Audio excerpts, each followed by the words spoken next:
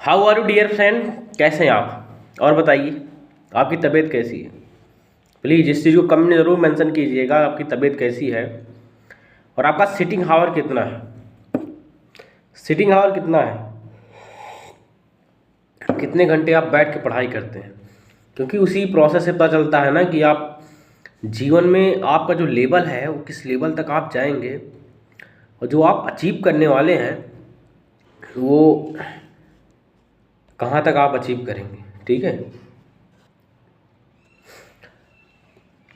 So welcome to my channel, myself Rohit Kesari. स्वागत करते हैं आप सबका अपने इस यूट्यूब के प्लेटफॉर्म पे।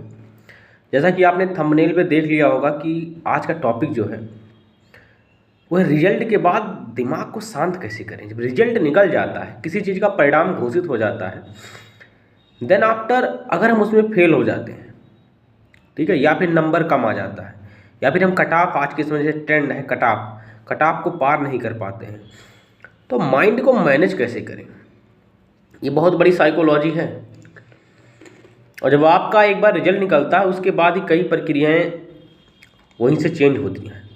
मतलब जो आगे का आपका एग्ज़ाम होने वाला है, जब मान लीजिए आपका आज किसी एग्ज़ाम का रिजल्ट निकला है, तो इस रिजल्ट के बाद जो आने वाला एग्ज़ाम है या फिर जो आने वाला लेवल है वो तय भी आज के लेवल के अकॉर्डिंग ही होगा। जो प्रक्रिया आज होगी आपके दिमाग में, जो असर जो रिजल्ट निकला है वो आपके दिमाग में जो डालेगा, जिस प्रकार से डालेगा, उसी प्रकार से आपके जो फ्यूचर के एग्ज़ाम के फ्यूचर के लेवल की प्रक्रिया है वो उस हिसाब से डिसाइड होने वाली है। तो कॉन्सेप्ट मज़ेदार है, इंटरेस्टिंग टॉपिक है, इसको आपको समझना चाहिए। ठीक है, तो बात करते हैं क्या होता है जब रिजल्ट आता है ना। तो अभी तो क्या होता है, जो रिजल्ट आने से 2-3 दिन पहले हृदय में सनसनाहट रहती है। एक्चुअली में देखो, हृदय में यहाँ पे सनसनाहट इसलिए होती है कि माइंड उस चीज़ को कंट्रोल नहीं कर पाता है। दिमाग का नेचर है ना, क्या होता है, दिमाग से जितने ही प्रकार के विचार होते हैं सब बहुत तेज फ्लो में आते जाते रहते हैं, उनका बहाव अधिक रहता है। तो उस बहाव को जो वेब आती रहती है दिमाग से विचारों की, या दिमाग के अंदर विचारों की, जो बाहरी तत्व भी दिमाग में क्या बोलते हैं जो विचार डालते रहते हैं, जैसे कि आपके कोई रिलेटिव्स हो गए, आपके कोई मित्र हो गए, ठीक है, या फिर कोई निगेटिव पर्सन जो आपसे कुछ जलन टाइप प्रक्रिया रखता है, वो आपके दिमाग में निगेटिव तत्व को डालते रहते हैं। तो उसके कारण से हृदय में सनसनाहट होती है, उसी को आप घबराहट बोलते हैं। एक्चुअली में घबराहट नहीं होती है, वो क्या होता है, ब्लड का जो सर्कुलेशन लेवल है वो तेज़ी से फ्लो करने लगता है। और जो आपका ब्लड का सर्कुलेशन तेज़ी से फ्लो जानते क्यों करता है, क्योंकि आपके दिमाग में विचार तेज़ी से फ्लो करने लगते हैं। ठीक है, तो किसी किसी को सदमा भी लग जाता है डर के कारण, कोई बेहोश भी हो जाता है, कोई इंसान बहुत ज़्यादा नर्वस हो जाता है, और कहीं रिजल्ट निकला और आप फेल हो गए। जब फेल हो जाते हैं तो जैसे कई बच्चे निकल के आता है कि सुसाइड कर लेते हैं, ठीक है, क्योंकि वो दिमाग को नियंत्रण रख नहीं पाते उस समय। लेकिन क्या होता है, उसी समय अगर आपका रिजल्ट आया, आप पास हो गए with top rank, AIR rank 1, all India rank 1, तो आपका एक्साइटमेंट जो होगा ना वो तुरंत कन्वर्ट हो जाएगा। जो निगेटिव थॉट रहते हैं वो तुरंत कन्वर्ट हो जाएंगे उसी पॉजिटिव थॉट में, उसी रफ्तार से AIR रैंक 1 की उसी में, और सारे विचारों के एक झटके में चीज़ें क्लियर कर देती हैं। सारे निगेटिव विचार तुरंत हट जाएंगे दिमाग से। सोचो कितनी गलत प्रक्रिया है दिमाग की। लेकिन ये जो मैंने आपको बताया अभी, इस चीज़ को आप समझिए जो मैं बता रहा हूँ, ठीक है। आप अपने रिजल्ट को पॉइंट कीजिए और रिजल्ट के बाद जो प्रक्रिया मैंने बताई भी, उस चीज़ को आप चारों तरफ उसके सराउंडिंग रख के देखिए, क्या ऐसा होता है आपके साथ, ऐसी प्रक्रिया होती है। ठीक है, अब क्या होता है, रिजल्ट के दिन या रिजल्ट से पहले, या फिर खासकर वो बच्चे जो उनका रिजल्ट नंबर कम आता है वो नर्वस हो जाते हैं। तो उसके पीछे कारण तो मैंने आपको बता दिया। तो उस नर्वसनेस से निकलने के लिए करना क्या है, देखो तरीका एक ही है। पहले सबसे फर्स्ट तरीका ये है कि तुम्हें खुद पे विश्वास करना पड़ेगा।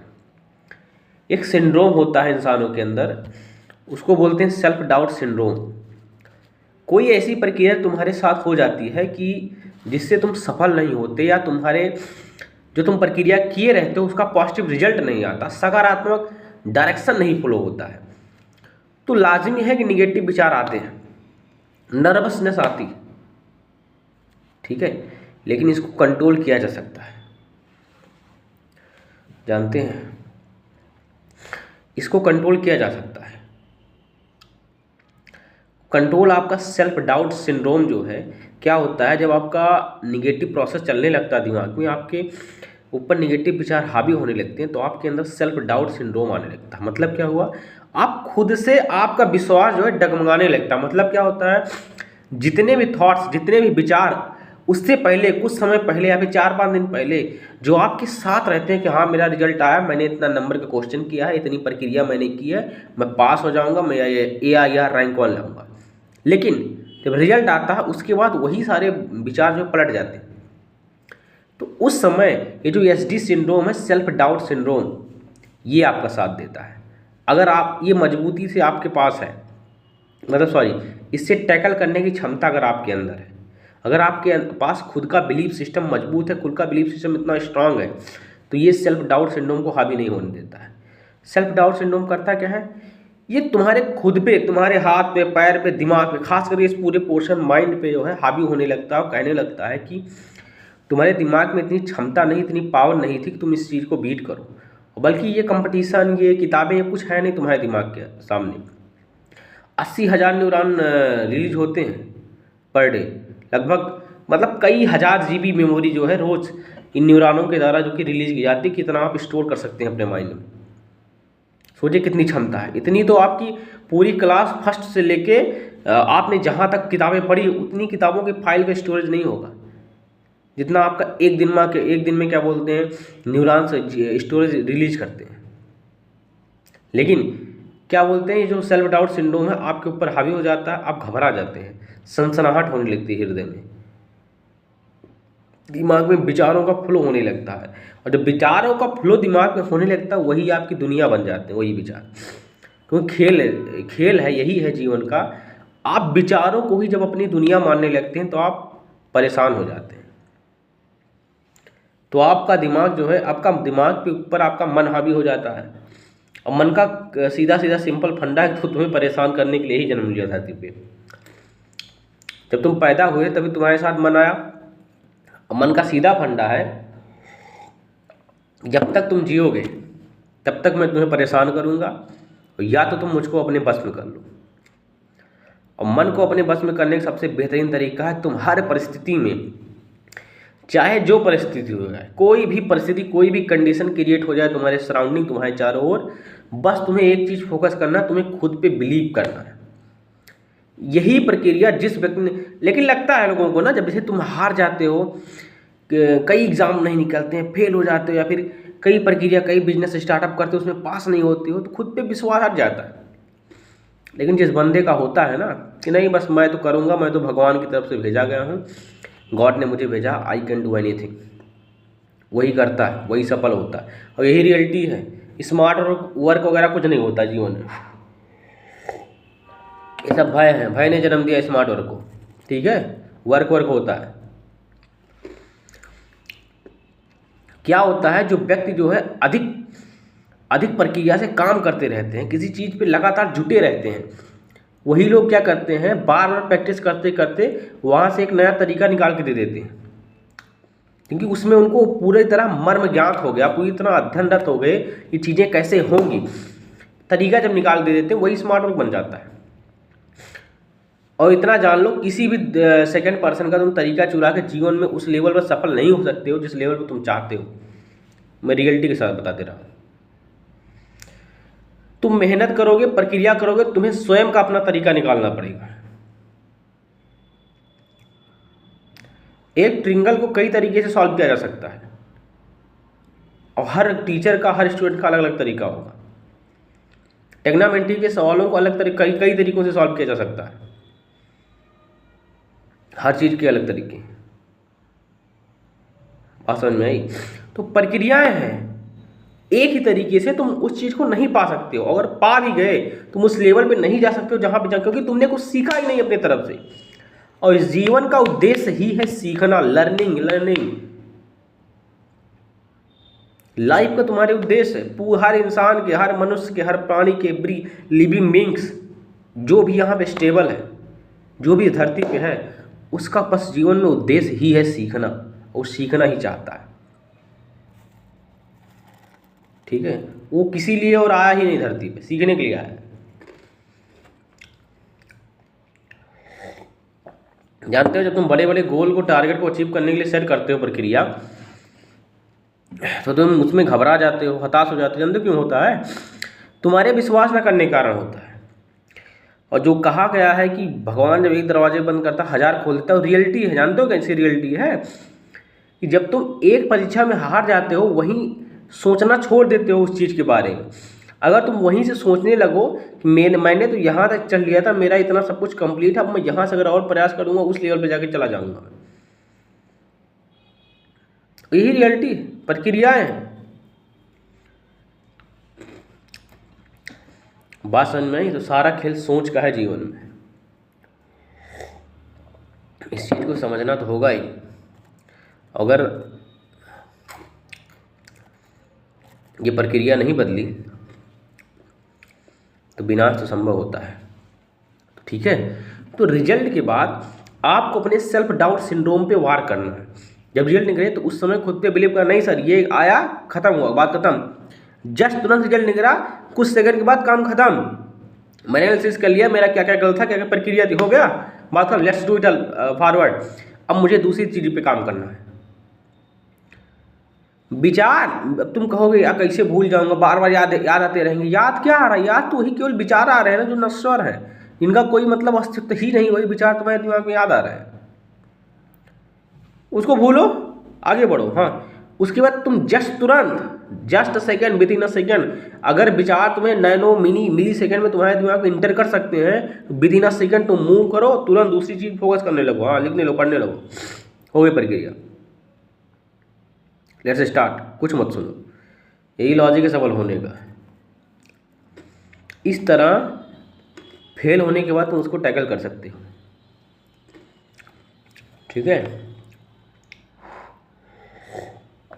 इस चीज़ को अपने जीवन में देखे होगे, जो व्यक्ति मस्त रहते हैं, मतलब दे आर फुडली इन मूड, अपने मूड में मस्त रहते हैं कि आई डोंट केयर, वही जीवन में इस संसार का सबसे बेहतरीन काम करते हैं। उनको परवाह ही नहीं किसी की, तुम मरो या जियो, हार में जाओ। फेल हो तो फेल हो, आए तो आए, ना आए तो ना आए, बात खत्म, लेकिन प्रयास करेंगे हम। बस यही कहा है ना, भगवान कृष्ण ने भी गीता में कहा है ना, अगर तुम कुरान और महाभारत और गीता, बाइबिल ये सब पढ़ते हो तो उसमें मेंशन है, बेटा कर्म करो, फल की इच्छा मत करो। Simple logic. ठीक है, तो ये प्रक्रिया है। जो मस्त रहते हैं व्यक्ति, वो जीवन में सफल बहुत होते हैं, मतलब बहुत अधिक लेवल पे काम करते हैं। ध्यानी को सफलता के उस चरम पीक पे क्यों पाया गया है? जो ध्यान करते हैं, उसका रीजन यही है ना, क्योंकि वो मस्त है, अपने में, अपने दिमाग में मगन है, अपने दिमाग का एनालिसिस कर रहे हैं, पर डे एनालिसिस कर रहे हैं कि विचार जो मेरे दिमाग में बार बार आ रहे हैं, ये आ कहाँ से, मैं इनको रोकूं कैसे। इसलिए कहा जाता है तुम ध्यान करो।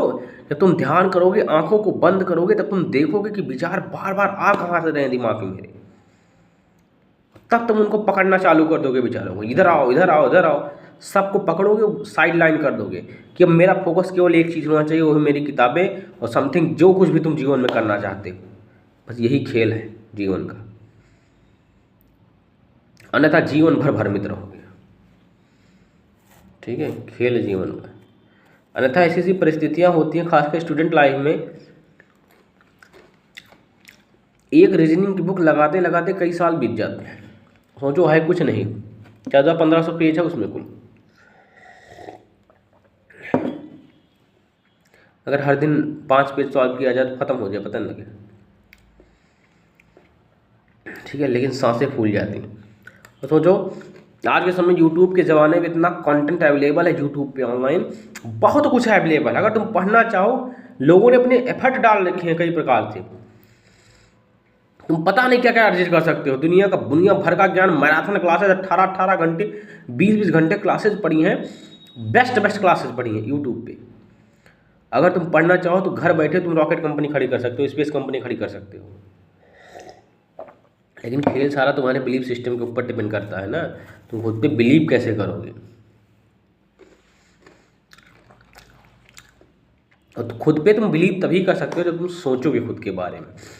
अगर तुम थिंकिंग ही नहीं रखोगे, सोचोगे ही नहीं, तो तुम खत्म हो, तब उसमें कोई कुछ नहीं किया जा सकता है।